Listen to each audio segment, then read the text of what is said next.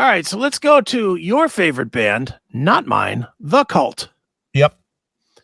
So I asked you to give this album a listen. The new album, it is called Under the Midnight Sun. Under the Midnight Sun. It's a short album. It's only 35 minutes long. Okay. It's only 8 songs, 35 minutes long. It almost qualifies as an EP almost. Okay. So why don't, before I bring up what I want to bring up, give me a, I don't know, a 2 to 5 minute review of this album and where you think it kind of ranks with the Cult's catalog. Because, I don't like them. So for me, I listened to it and it sounded like everything else to me. It sounds like the Cult, which is like, not my thing. All right. Well, I listened to it twice today. Okay. Pretty short.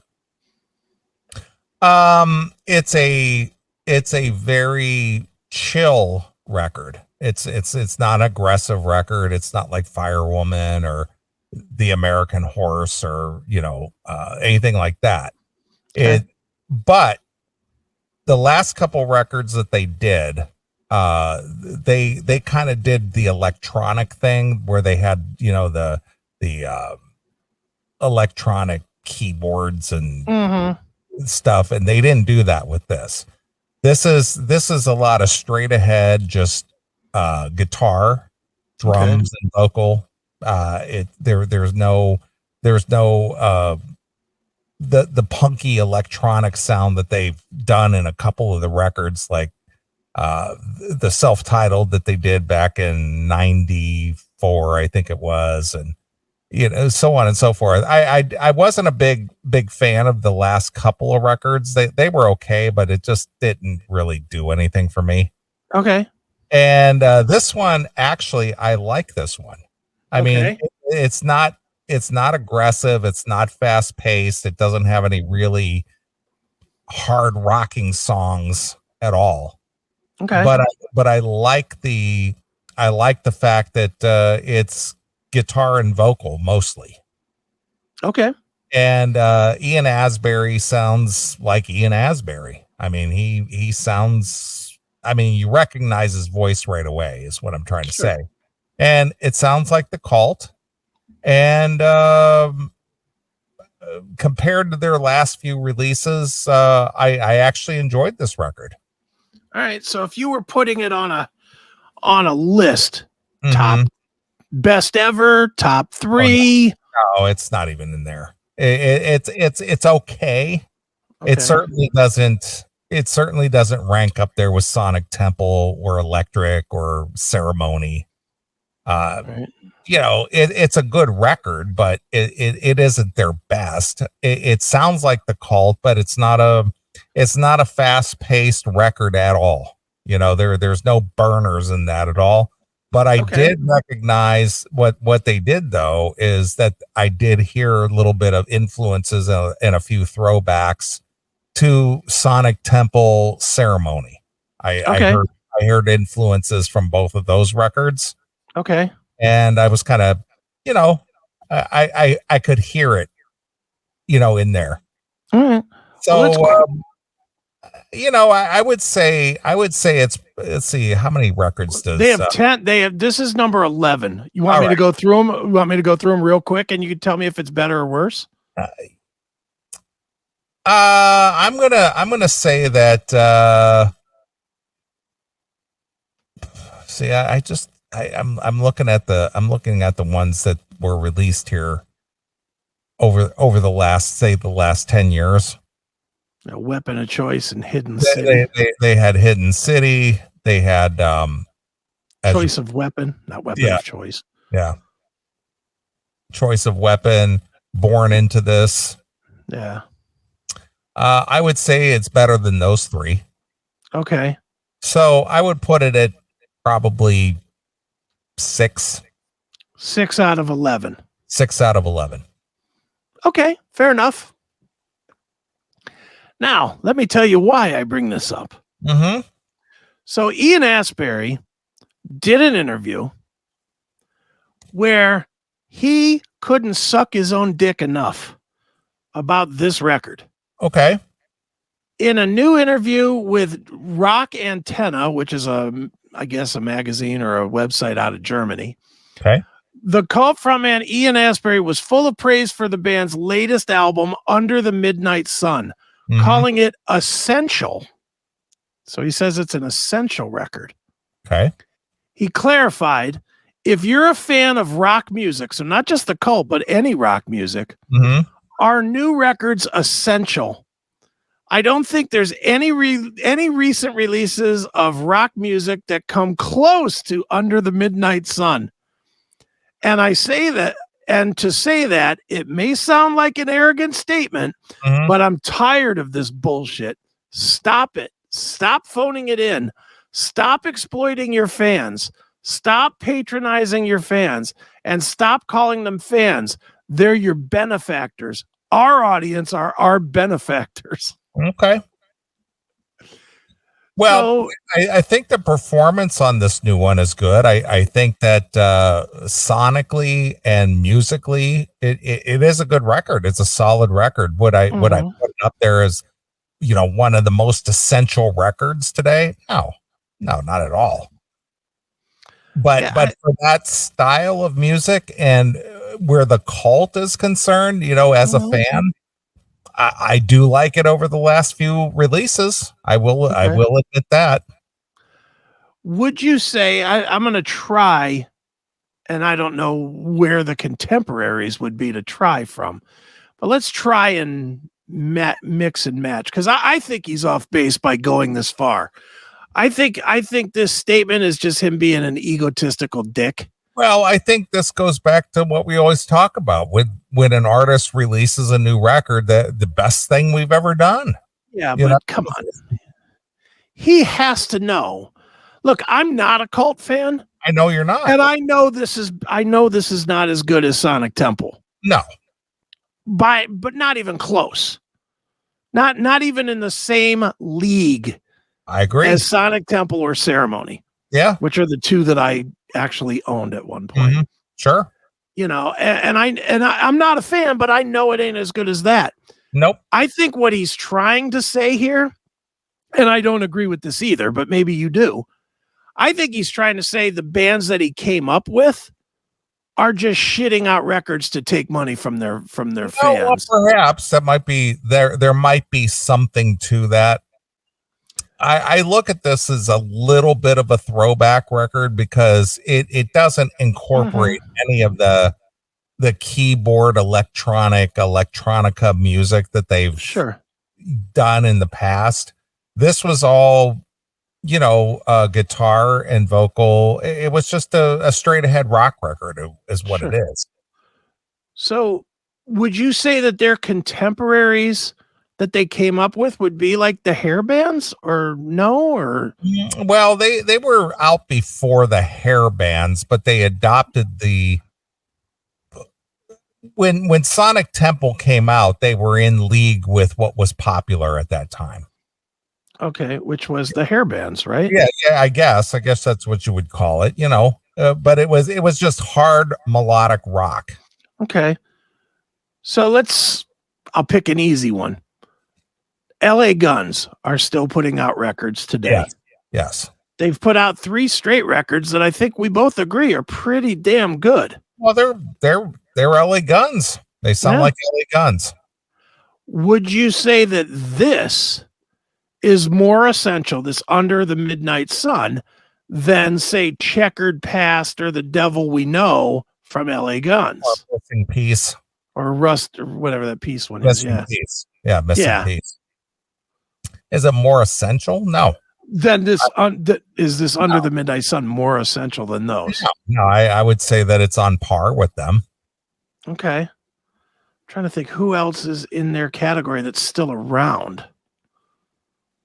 Well, that's the question. We did the Skid Row a couple of weeks ago. Yeah. Okay. That's a good one there. I think the Skid Row is way more essential than this. Well, I hate the word essential. That's his word, but that's his word. I understand. But as far as putting out a new product that that captures the spirit of the band, Mm-hmm. that we grew up with or came to find out about, because this is what made us pay attention to them. Mm-hmm. The Skid Row record, the new Skid Row record, as far as what made us as fans pay attention to Skid Row, Mm-hmm. I think the new Skid Row is more in league with the first two records than this is with Ceremony or Sonic Temple. This has elements of Sonic Temple and Ceremony, but it's not as powerful as either one of those records. It's good. Right. I enjoyed it, but it's very short. Right. Same thing with the new Queensryche. Mm-hmm. We did the review of the new Queensryche. Yeah, the Digital Noise Alliance. And I was surprised at how good that was. I wasn't expecting it to be that good, but it was pretty good. Yeah. Yeah, no, I agree. I just am like, again, maybe it's just me, and it probably is, because I just don't like this guy. But he comes off so arrogant in this, like he's so superior to those bands that he came up with. Well, that's the whole thing. This is why the Cult has had a problem with excelling, because of Ian Astbury's self importance. Mm-hmm. They could have gone way bigger, but I think it was Matt Sorum. I think Matt Sorum actually did an interview where he talked about, because he was in the Cult during the Sonic Temple release prior to joining Guns N' Roses, and the Cult opened for Guns N' Roses. Right. So they had an upward trajectory at that point. But at least from what he said in some of his interviews, the reason they did not excel beyond the Sonic Temple Ceremony years is because Ian was so full of himself that he kind of tanked the whole thing. And because of arrogance. Yeah. And I remember 90, I believe it was 94, when the Cult came out with their self-titled release. It had this goat head on the cover. Mm-hmm. And they were, quote unquote, going back to their roots, which was sort of like a electronica sound. I hated the record. Okay. But I wanted to see the Cult, and I remember that I went to I'm trying to remember, I think it was Coconuts. Okay. The Cult announced a tour. Okay. And I wanted to go see this tour, right? And I showed up at this Coconuts to get tickets because they were playing in Cleveland somewhere. I don't remember where. And I went in to buy my tickets, and the guy goes, "Oh yeah, the Cult broke up." I said, "What?" Yeah, literally, I walked in. I said, "Yeah, I want to get the Cult tickets," and he was just like, "Yeah, they broke up." I was like, "What are you talking about?" He goes, "Yeah, it was announced that the tour's canceled. Cult broke up, 94." Wow. And it was true. They did. Yeah. I was just like, holy shit, because I was really into them at that point. Sure. And I was just like, oh shit, what happened? And then, then they got back together, a couple years later. Right. But yeah, the problems within the band has always been attributed to Ian Astbury and his self importance, I guess. Yeah, he has more to say. You want to hear more of what he's got to say? Because he comes off like a real dick. Well, but you have to remember as well that, he was in that version of the Doors. Mm-hmm. And he did a great Jim Morrison impression. Sure. He cut his hair to look like Jim Morrison, and he was, touring with a couple of the, the Robbie Krieger or somebody was in it, right? Member of the Doors, and they were doing pretty well. Mm-hmm. And he got fired because, again, with the self-importance and stuff, he had a big falling out with those guys, and basically was shown the door, And again, I've never met Ian. I saw them I went to see them at the Agora, and that's where I got the Matt Sorum ID. Right. Because Matt came out and I was chatting with him for a couple of minutes, and he gave me an ID real quick. Right. But I love the Cult. I've seen them numerous times. Sure. And but Ian has been always known as kind of a dick. Well, he's living up to it now. Yeah. But yeah, I've seen him, I think, twice. Like, they were opening for, I know once was with Guns N' Roses. I know I saw him once open for Guns, and I forget who the other one was. It might have been like Damn Yankees or something, like Them and Damn Yankees. And I went to that show. I don't remember, but yeah, I know I've seen him twice. This is where I got this ID. It's Matt Sorum from the Cult, and you're listening to the Classic Metal Show. Thanks. So I caught him outside of the Agora because I went to see the show, Well, that's cool. He seems all right. He definitely seems like he's all right. He's a little bit full of himself too, but he seems okay. Yeah, but at the time he was trying to, push the Cult to the next level, and it just never would happen. Yeah. Well, let's hear more of what Ian Astbury has to say, because he says some stuff. He's just, I don't get it. But so continuing from his interview, he said, "I have such incredible gratitude and respect to people who would actually pay their hard-earned money to walk through a door, buy a record, come to a show, buy a t-shirt. Are you kidding? I was one. I am one. I appreciate that. I appreciate them. And that's why we made this record, because we wanted to be the best. We wanted it to be the best of the best of the best. It's a gift. It's a gift." Well, you've got to pay for it, but I'm sorry, it's society. Well, I mean, I listened to it on Spotify. I didn't have to go out and buy the damn thing. Yeah. And I think they released it on YouTube Music, right? Yeah, it's on all the platforms. Yeah, that's what I'm saying. So if you want to hear it and you're a fan, you didn't have to go buy it. You didn't have to go buy it, but I just like the "it's a gift" line. Stop it. Yeah. You're getting my greatness. Right. I'm sharing with you my greatness. Right. I mean, what an asshole. It is a good record, but like I said, it's only 8 songs and it's only 35 minutes long. I mean, it's not a long record at all. Yeah. Well, listen to this quote. I couldn't believe this Blabbermouth did a good job of pulling these quotes together, because even in this, he says kind of what you're saying, but at the same time, he shits on the people that he just praised a minute ago for buying his music. So he says, talking about this album, he goes, "It's a different animal. It destroys Hidden City and anything else we've done in quite a while." Yeah, you agree? Better. I agree. Yeah. It is better.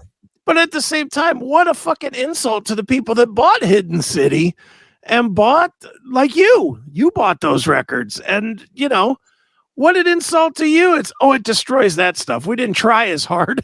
Now we did. Yeah.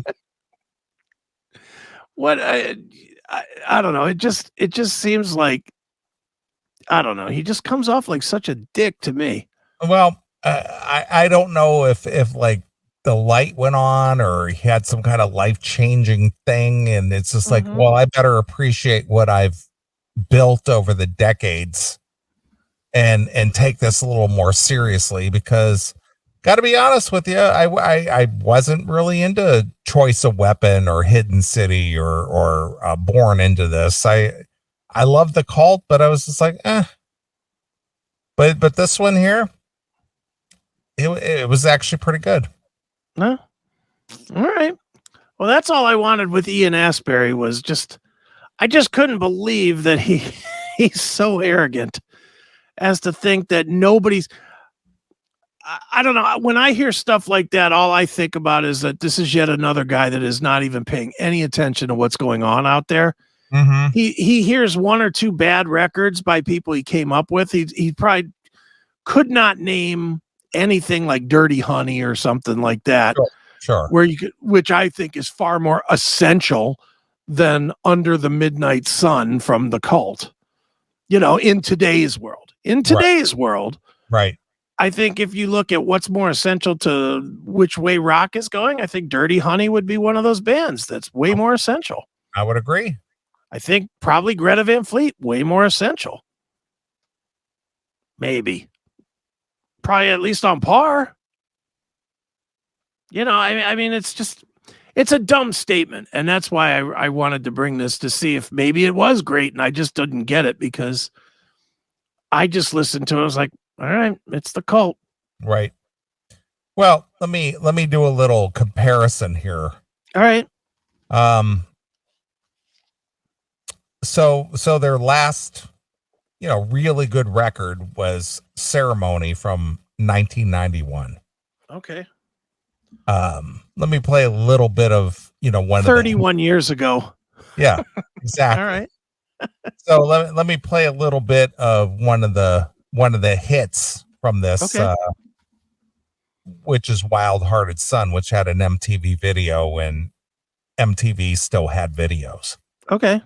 Here's a little bit of this.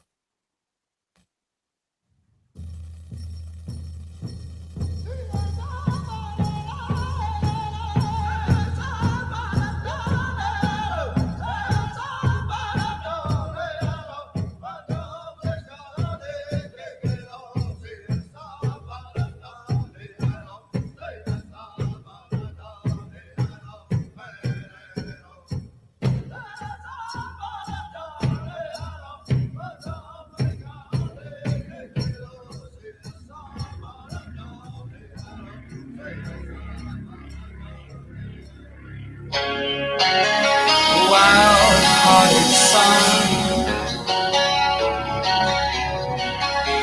baby, the world didn't want it to run.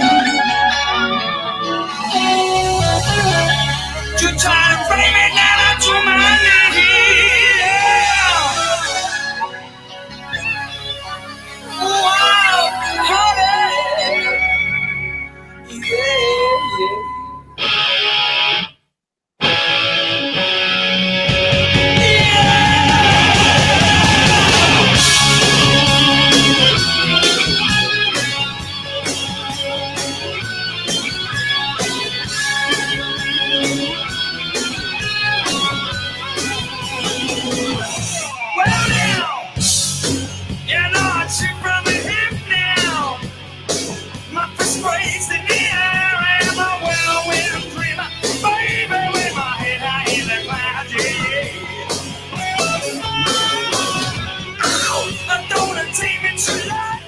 All right, just kind of straight ahead rock, right? Yeah, just regular old music.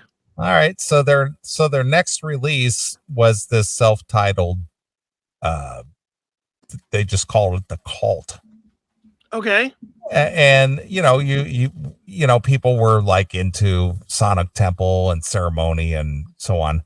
So this is the next release, and this is when they broke up for a couple of years. Okay. But this is basically what we got. This was the hit song from the Cult. This was just called Star. Okay. And this was quote unquote their throwback to their origins, to their roots. Went back to their roots, man. All right. And I listened to this record and I was like, I'm not feeling this at all. All right.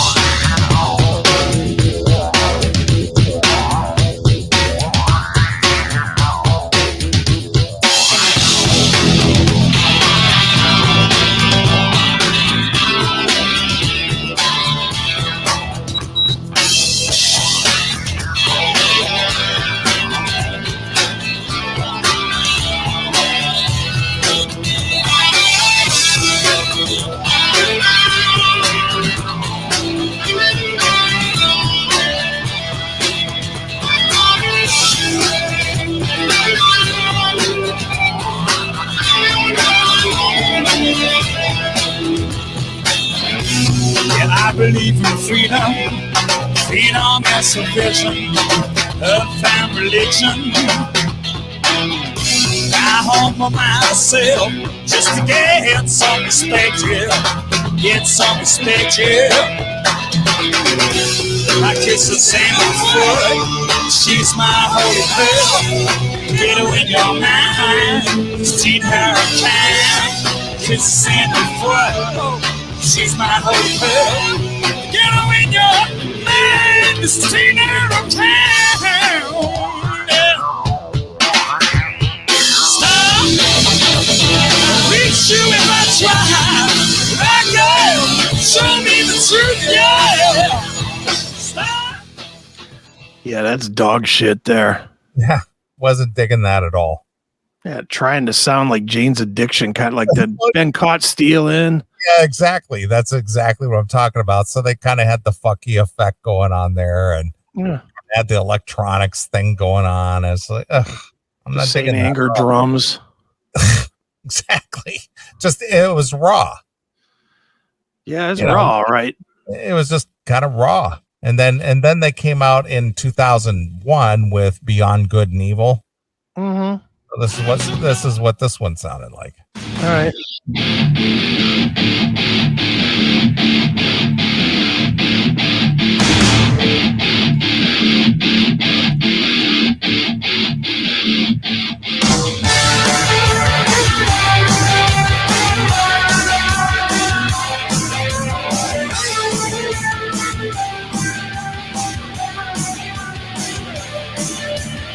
You are the sun, I am the flame.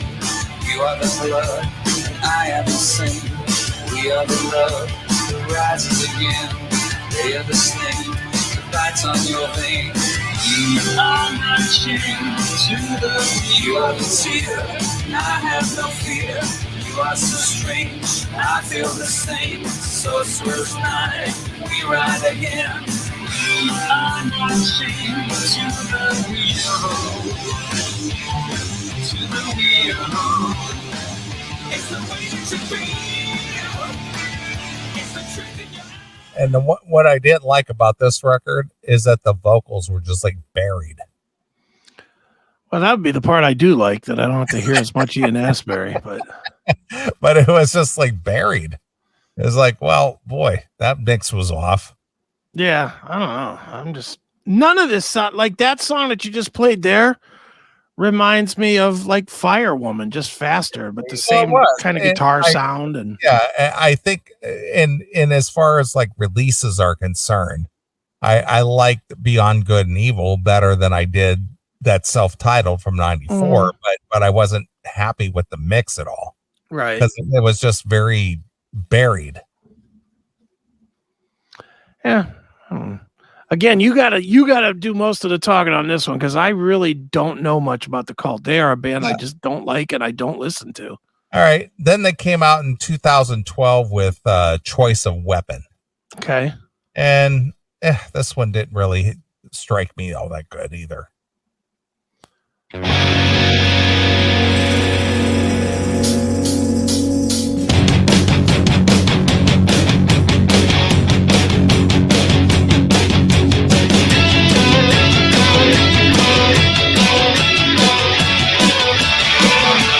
Running down Lafayette, my bloody shirt soaked through. I was beaten and confused on the New York City rules. I felt bare hands and feet on a dirty city street. And the banshee, no one cared, with the heart of a beaten dog.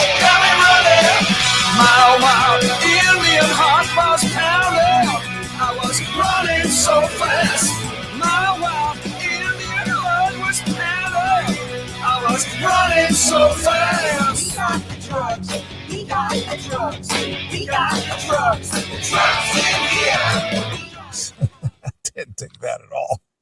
Is he like a New York guy? Where's he from? Well, what's really weird is that he's always like celebrating these Native American things. Yeah. But the thing is that the Cult, the band, I don't know if it's Ian specifically, but He mentions New York City numerous times in various songs over the career, and it's just like I'm not really sure what the connection is there. Yeah, well, he sounds like my overall opinion, and I don't know. I have no knowledge of where he's from. Is he from America or not, or Arizona? Well, he comes off with like the whole Native American. Yeah. Yeah. Which, by the way, speaking of the Native Americans, don't forget tomorrow night, the 2-hour debut of Yellowstone. But Nice. that's a whole nother issue. Just a reminder. All right. But I think the New York thing, I have to assume that he spent his 20s in New York, because his music, to me, sounds like if you took that whole New York Elvis Costello, Lou Reed scene and metalized it a little bit, it would be the Cult. Yeah. And, like MC5s and shit like that. Sure. Feels like it would fit with that kind of music. Or what was David Johansen's band, the Stooges? Oh, no. The New York Dolls. The New York Dolls, Stooges, all that stuff.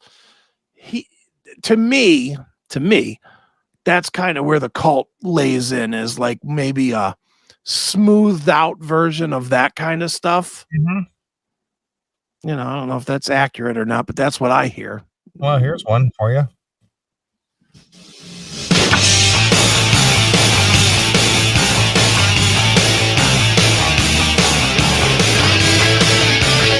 Basically the same beat. I Yeah.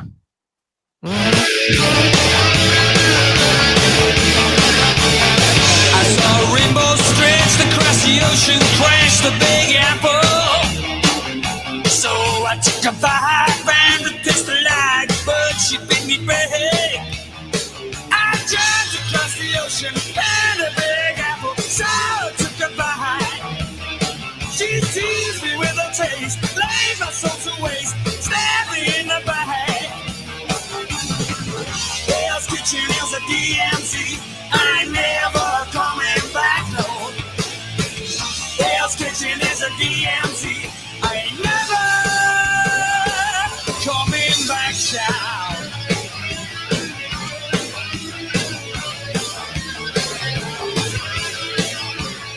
That's New York City, by the way.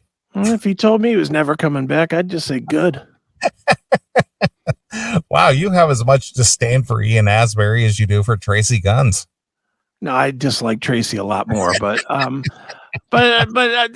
just, I have no reason to not like Ian Astbury. I've never met him. Yeah, I've never enjoyed him, but I don't really know anything about him. I don't know anything about him to dislike him. I just don't like his music. Yeah.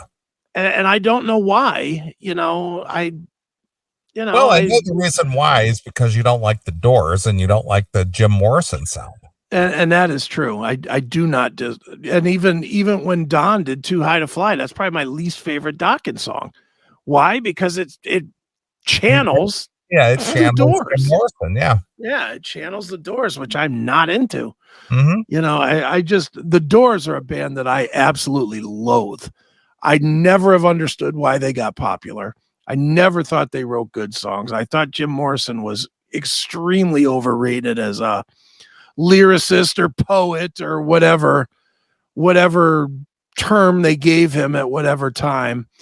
I thought he was a fucking hack version of Mick Jagger. Honestly, just a drug-addled hack. He's Mr. Mojo Rising. Yeah, good for him. All right. And now here's something brand new from Under the Midnight Sun from the Cult. Okay. All right.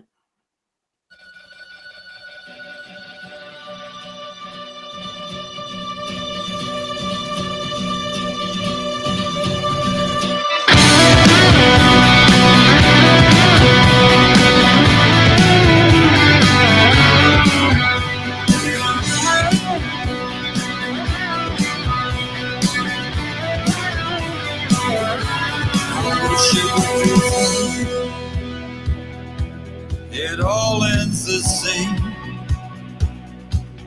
your savage heart, the stolen money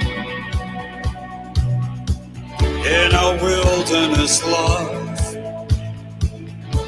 You're so hard to tame in the tides of this world. You're a victim of fate.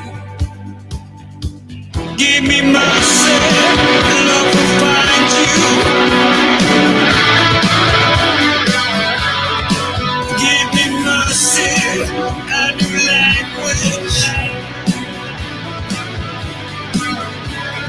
I don't know which way to turn. Other words with offerings of joy. Watch the bushes. So it's just kind of straight ahead rock, nothing, over the top. It's just, it's the Cult. It's dancing around a campfire, praying for rain, and then you fuck a squaw on a teepee music. Exactly. Terrible. Yeah, he likes that Native American vibe, I guess. See, I liked the beginning of that song right up till he started singing, and then it just like dropped out all the music, and it's just him droning on. It's like, oof, no, not my thing. Mm-hmm. Here's one more. We'll play a little of this and get out of this segment. All right.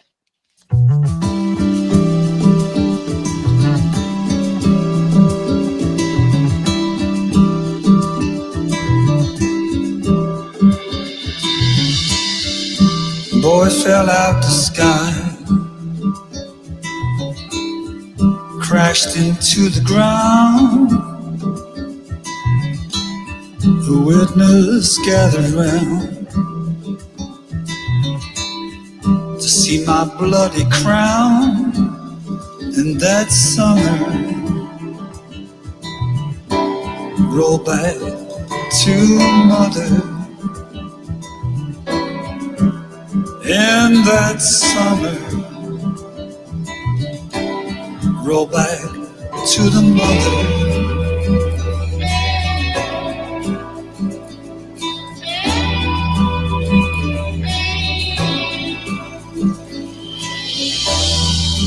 Running through the crowd,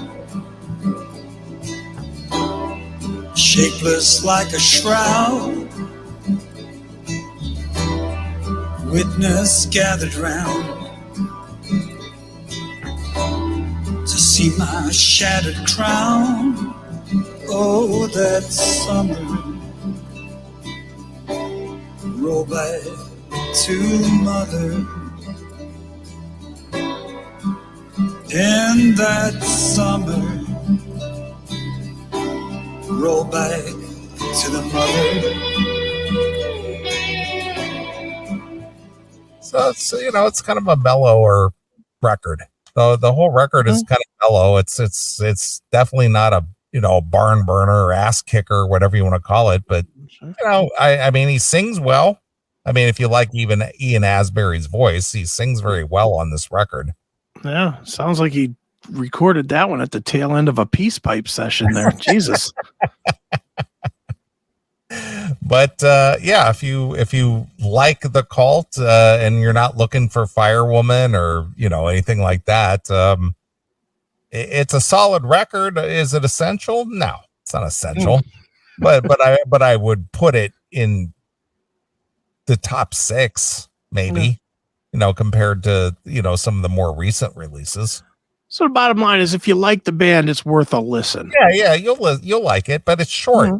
It's 35 minutes. It's just like 35 minutes. That'll blow by before you even know it. No, it felt like 4 hours to me. Well, this was your idea. I know. Look, I'm not.